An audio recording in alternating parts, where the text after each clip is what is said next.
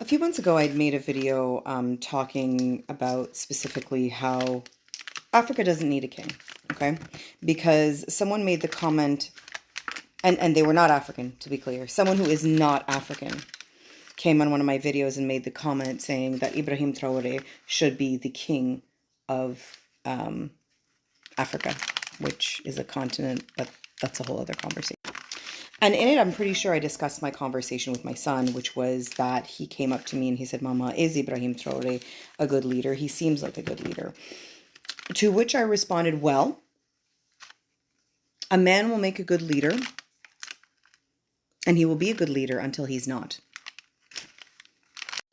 And same for women, same for non-binary. Like, this is not about gender here. This is about man, like the species. The thing about leadership is it's different from authoritarianism. Many of us raised in authoritarian households, authoritarian religions, places where things that were not other people's business were controlled by other people when it came to us in our lives, okay? And I say this because there are things that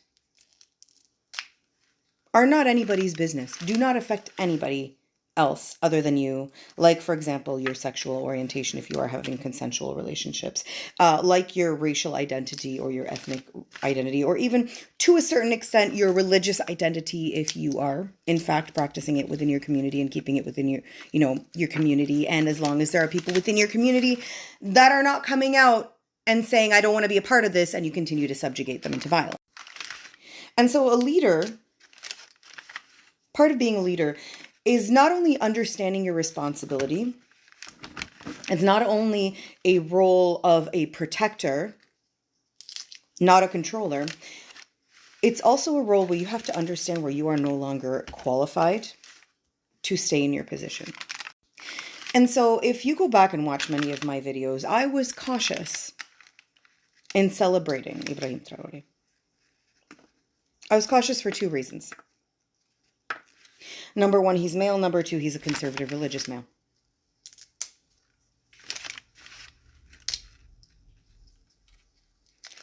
And that always concerns me. The act of liberating his people from a colonizer is a great act.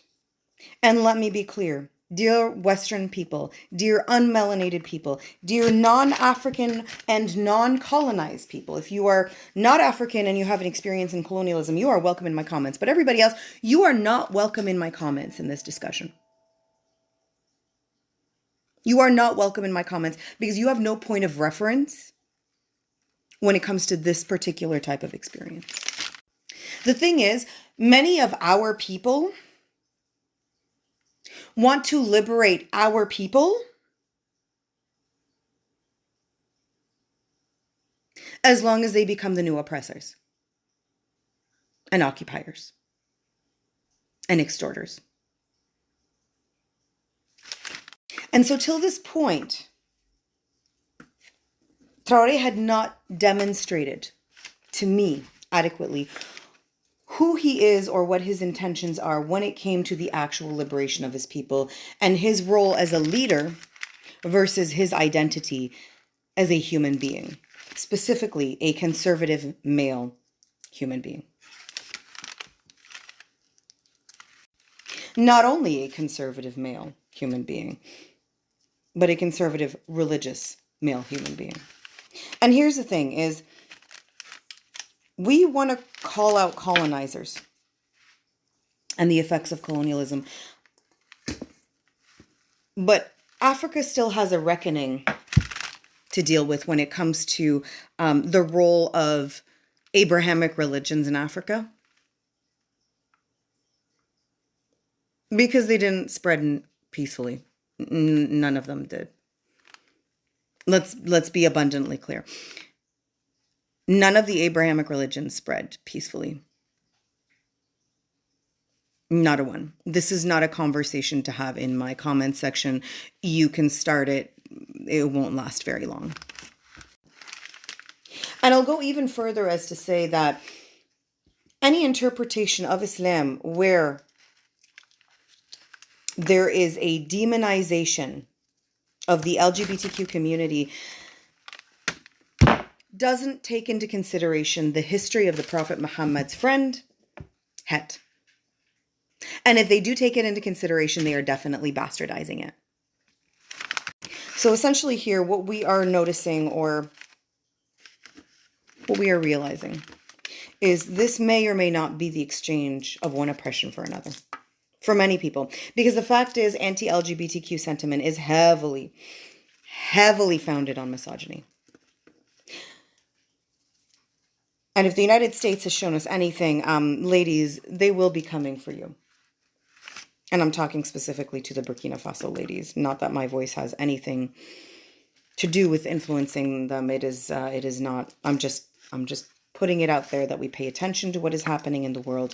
We see what is happening in the world, and from there we proceed informed as opposed to uninformed.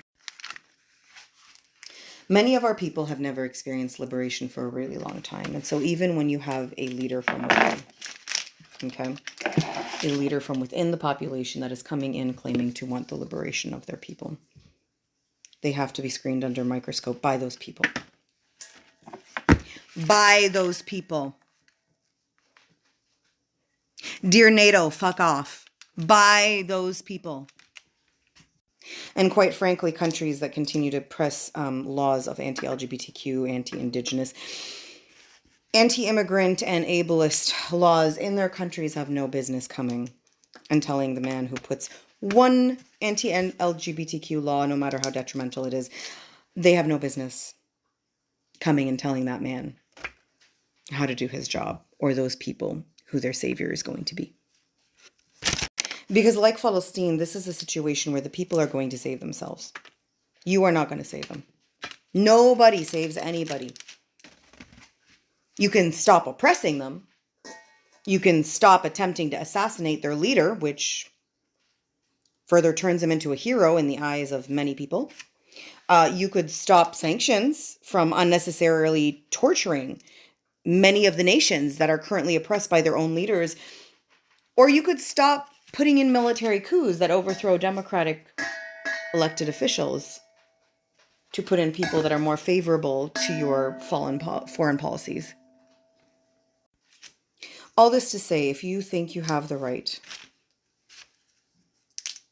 to decide how other people live their lives when it comes to things that are none of your fucking business, none, if it's two consenting adults, while simultaneously still having child bride laws enabling children to get married to grown-ass men in your countries, okay?